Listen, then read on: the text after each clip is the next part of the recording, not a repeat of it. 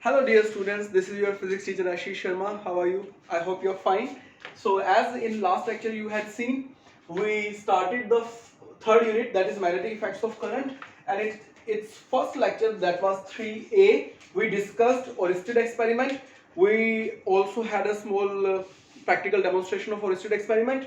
We studied about right hand thumb rule, and we studied about how to find the force on a charge moving in magnetic field with velocity v and making theta angle. That was F is equal to QVB sine theta. So these three topics were discussed in first lecture of third unit. This is your second lecture of third unit, that is 3B, and in this lecture we will discuss about Biot and Savarts law and its first application, that is to find out the magnetic field due to a current carrying conductor. So what is Biot and Savarts law?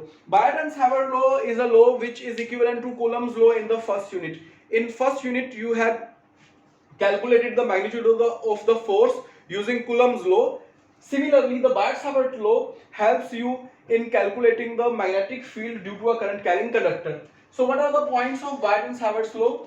Consider a conductor in which current I is flowing, and we are having a small dl length element which is known as current element IDL, and if we are having at r distance a point P where we are interested in calculating the magnetic field B, due to this small current element magnetic field is dB. It is also small. So due to IDL, magnetic field is dB at this point P we want to calculate. Then according to Biot and Savarts law, this magnitude of dB, this small magnetic field, is directly proportional to I.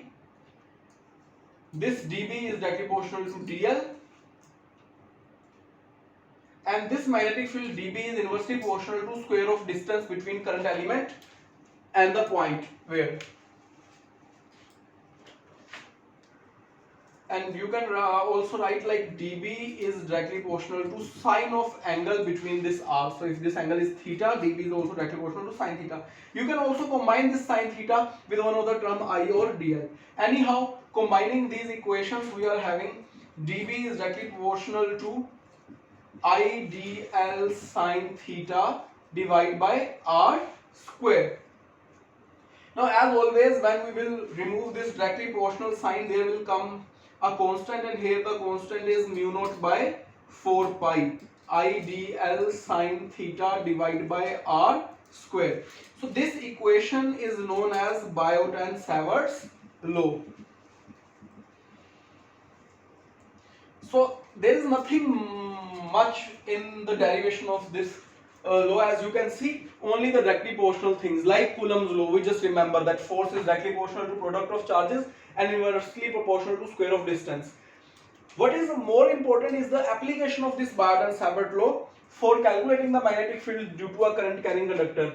This equation is not giving you magnetic field due to the entire conductor. Also note one more thing, that the Biot-Savarts law in this form cannot be checked practically, because differential element do not exist in real world. In real world, what exists is entire conductor. So integral form of Biot and Savarts law can be verified, or by using integral form of Biot-Savarts law we can actually calculate the magnetic field at point P. Okay. So after studying Biot and Savarts law, we will discuss its first application for calculating magnetic field for a conductor having infinite length. So this is first application of magnetic field, of Biot-Savarts law, calculating magnetic field due to current carrying conductor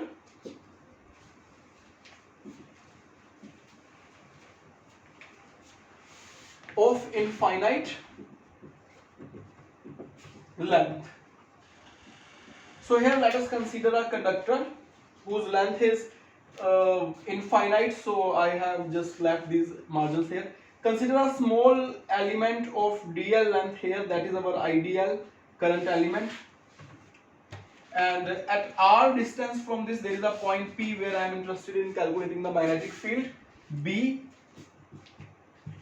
and the perpendicular distance of this point from the current carrying conductor is A, and from this point this distance is L, and this conductor is making theta angle. This is your conductor which is making theta angle. The R is making theta angle with the current element. Okay. Now, as per our knowledge of Biot-Savarts law, we know that dB is equal to mu naught by 4 pi I dl sin theta divided by R square.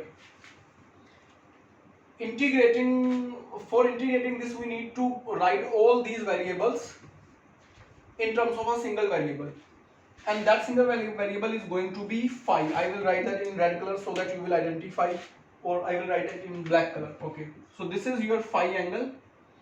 So we will write all the components in the form of phi. First, let us consider sin theta, and we know that in this triangle one angle is 90 degree. So phi is equal to 90 minus theta.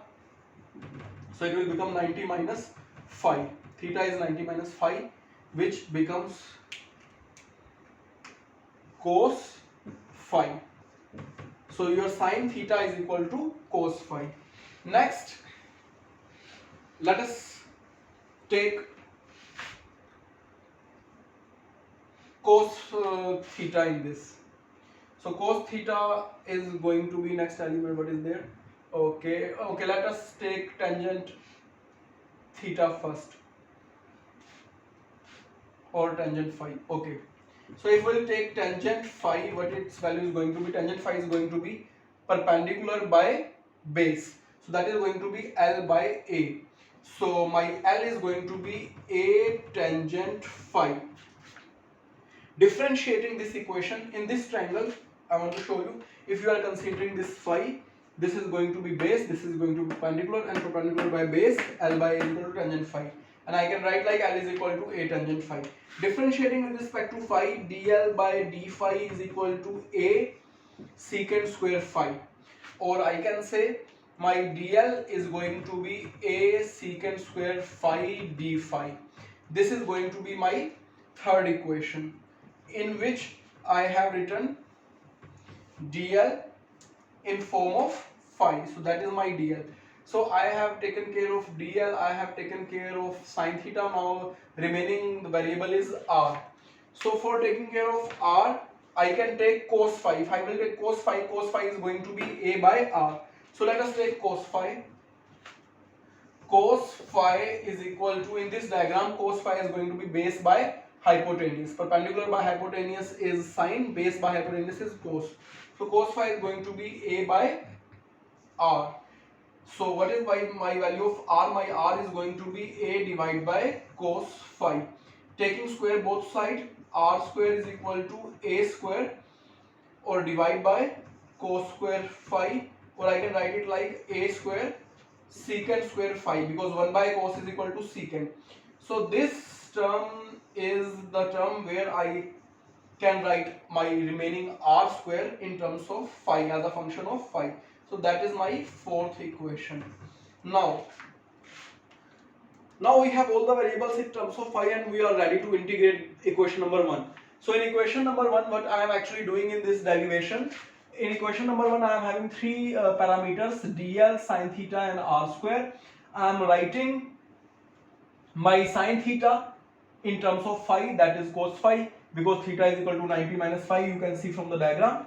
Then I am writing my dl in terms of phi. So for writing dl in terms of phi, I can write tangent phi as L by A. In this triangle, you can see tangent phi is equal to L by A, and L is equal to A tangent phi.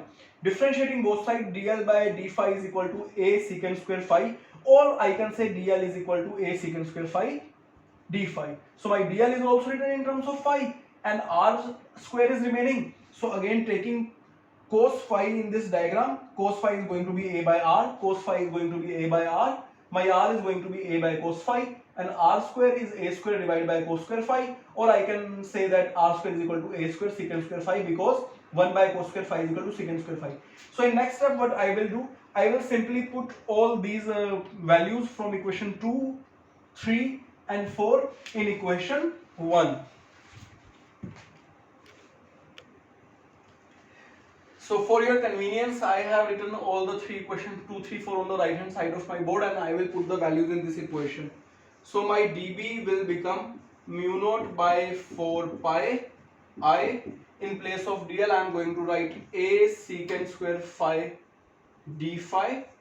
For sin theta, I will write cos phi, and for r square, I will write a square secant square phi. So in this diagram, I can see secant square phi से secant square phi cancel हो जाएगा, a से a square cancel हो जाएगा, and I will left with mu naught by 4 pi I cos phi d phi and divide by a, that is my dB. Now integrating both sides from phi 1 to phi 2. What is phi 1 and phi 2 here? So phi 1 is your this angle, actually it is minus phi 1 because it is in anti-clockwise direction, and phi 2 is you are going to be this angle. So I am integrating from minus phi 1 to phi 2. Integrating from minus phi 1 to phi 2. Now this integration is very easy, as I know mu naught I by 4 pi a is constant, and this integration will give me the B, value of total magnetic field due to the total length of conductor, magnetic field B here. So B is equal to mu naught I divided by 4 pi a is constant, and integration of cos phi is sin phi, and the limits are minus phi 1 to phi 2. So upper limit minus lower limit, mu naught I by 4 pi a sin phi 2 minus sin minus phi 1. So sin minus theta is going to be minus sin theta, तो ये plus हो जाएगा. B is equal to mu naught I by 4 pi a sin phi 2 plus sin phi 1. So this is my expression for calculating magnetic field for a conductor carrying I current and having its length in terms of phi from phi 1 to phi 2. Now what is the case if this length is going up to infinity? If this length is going up to infinity, you can see this angle will increase and increase, and this angle will also increase. So by having same logical discussion, for infinite length I can consider this angle approximately 90 degrees. So if I will put the values of phi 1 and phi 2 equal to 90 degree, I will do it here for you at this place.